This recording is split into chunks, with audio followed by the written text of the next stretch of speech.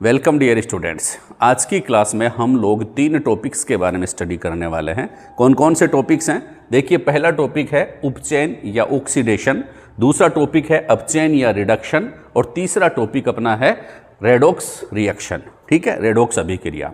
इन topics को समझेंगे और एग्जाम में किस प्रकार से प्रश्न पूछे जाएंगे उनकी हम आप लोगों के साथ चर्चा करेंगे, समझाएंगे, लिखवाएंगे, नोट्स बनवाएंगे। ठीक है, क्लास अच्छी लगे तो चैनल को सब्सक्राइब जरूर करें और शेयर जरूर करें।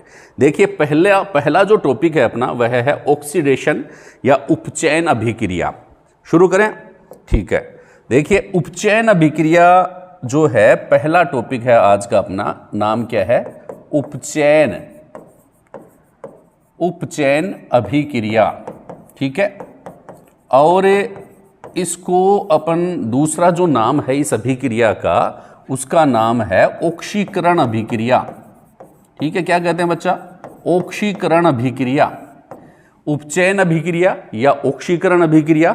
और इंग्लिश मीडियम के जो स्टूडेंट हैं उनके लिए अपन इसको कहते हैं ऑक्सीडेशन रिएक्शन। ठीक है, 3 नाम ध्यान में रखने हैं। उपचयन अभिक्रिया हो चाहे अपचयन अभिक्रिया हो, दोनों अभिक्रियाओं को समझने के लिए साइंस में क्या होता है? सबसे पहले एक्सपेरिमेंट होता है, कोई ना कोई क्रियाकलाप हम लोग करते हैं। कौन सा क्रियाकलाप करेंगे भाई? देखिए, एक चाइना डिश लेते हैं। ठीक है, आप लोग भी प्रयोग कर लीजिए। ये सिंपल सा प्रयोग है। सिंपल सा प्रयोग क्या है बच्चा? एक हम लेते हैं बच्चा चाइना डिश। ठीक है, ये लो चाइना डिश अपन ने ले ली है। इस प्रकार ये चाइना डिश है, ले ली बच्चा। अब इस चाइना डिश में लगभग 1 ग्राम अपन लेते हैं कॉपर का चूर्ण। ठीक है, किसका भाई? कॉपर का चूर्ण ले लेते हैं। ये कॉपर का चूर्ण इसमें चाइना डिश में ले लिया है। कितने ग्राम? 1 ग्राम कॉपर। ठीक है, 1 ग्राम कॉपर का चूर्ण इसमें चाइना डिश में ले लिया है। अब इस चाइना डिश को हम क्या करते हैं बच्चा? गर्म करते हैं। और गर्म करने के लिए इसके नीचे पहले एक आप जाली लगाएंगे। ठीक है, लोहे की जाली लगाते हैं अपन इसके नीचे पहले। ठीक है, और उसके बाद इस जाली को अपन क्या करते हैं बच्चा? इसको अपन क्या करते हैं? गर्म करते हैं। ठीक है, यहाँ स्टैंड लगा देंगे, और स्टैंड लगाने के बाद अपन क्या करेंगे? ये स्टैंड है, और यहाँ पर क्या है बच्चा?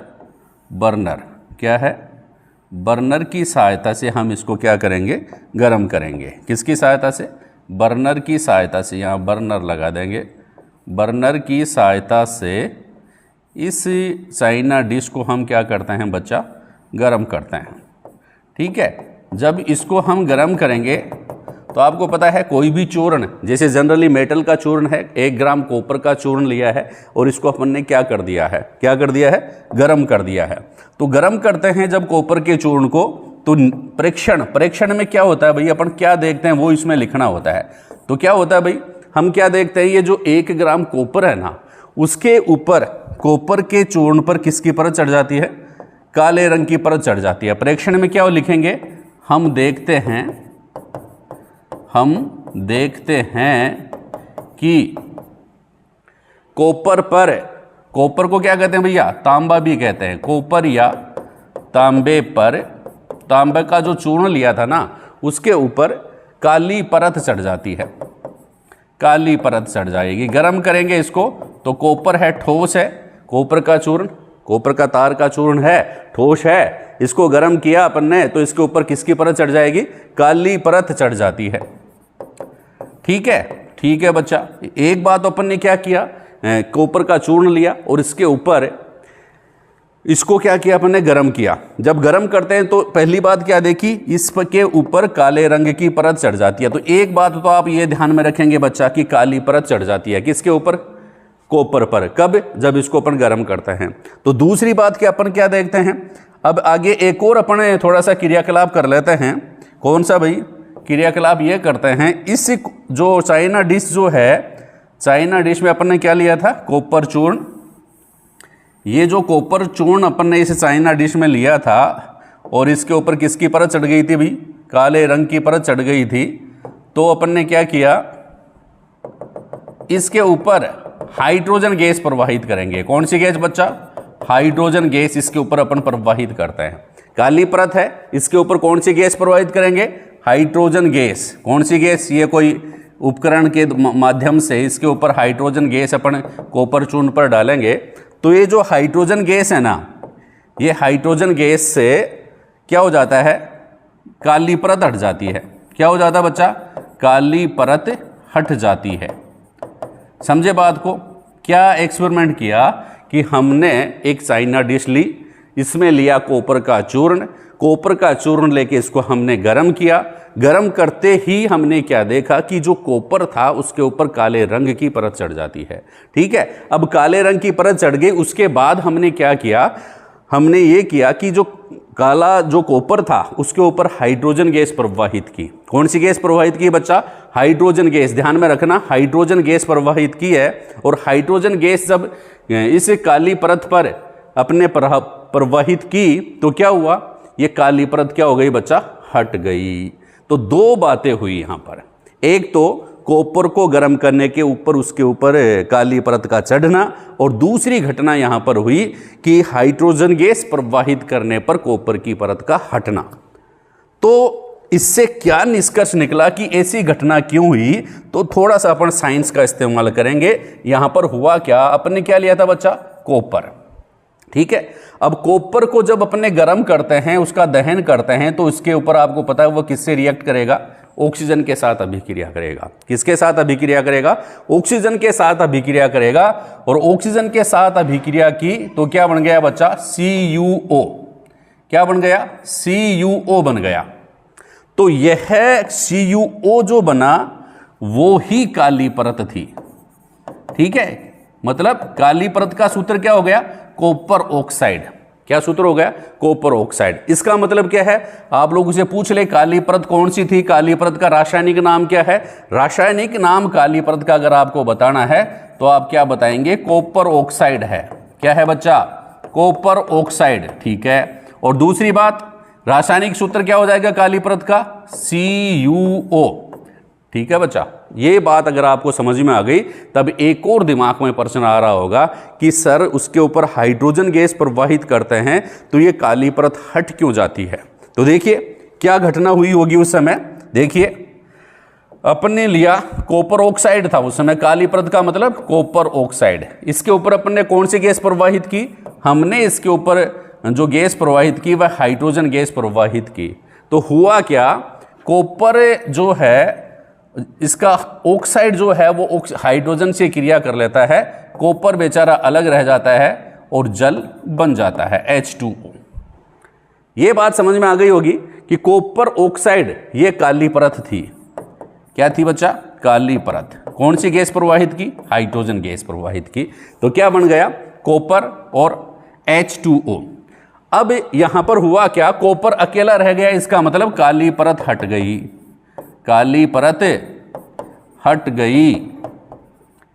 ठीक है, तो हुआ क्या दोनों अभिक्रियाओं में? दोनों घटनाएं जो आई उसमें हुआ क्या? पहली घटना को ध्यान से देखो, यहां कॉपर क्या है बच्चा? अकेला है।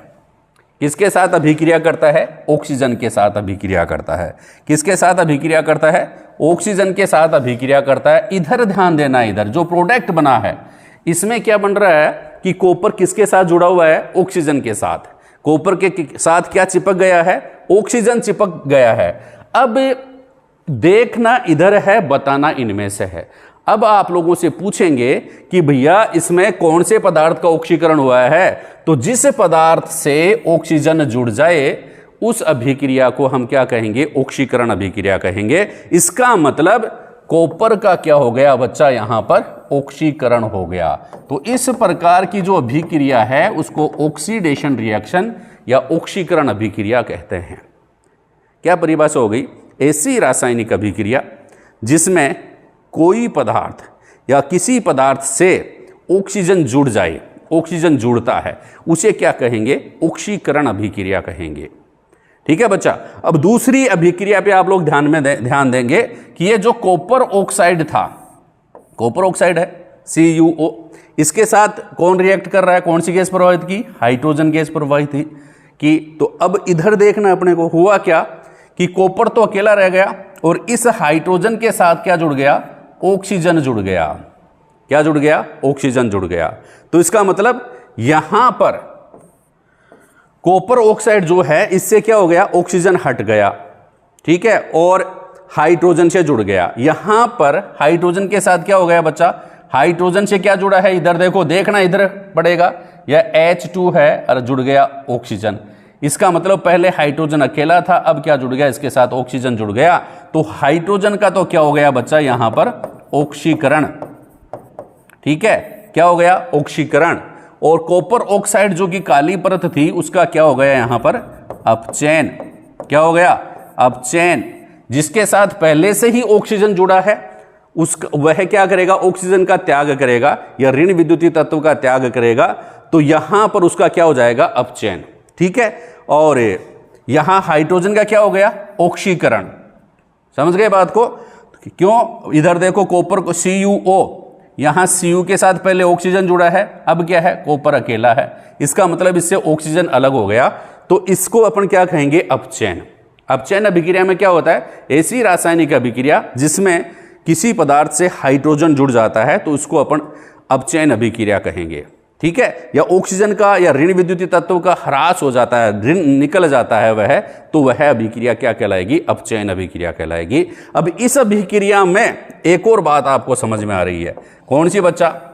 अब आपको एक बात और समझ में आ रही है कि यहां दो पदार्थ हैं क्रिया करने वाले। कौन कौन से हैं दो पदार्थ? एक तो कॉपर ऑक्साइड है और दूसरा कौन सा है? हाइड्रोजन है। दो पदार्थ आपस में क्रिया करते हैं और दो पदार्थों में से एक पदार्थ का तो क्या हो रहा है? अपचयन हो रहा है और दूसरे पदार्थ का क्या हो रहा है? ऑक्सीकरण हो रहा है, ठीक है। तो ऐसी रासायनिक अभिक्रिया, ऐसी रासायनिक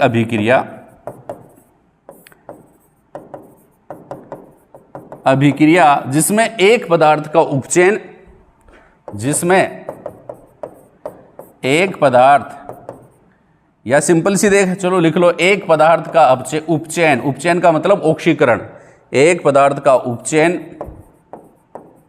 व दूसरे अभिकारक या दूसरे पदार्थ का अपचयन हो, दूसरे पदार्थ का अपचयन हो, उसे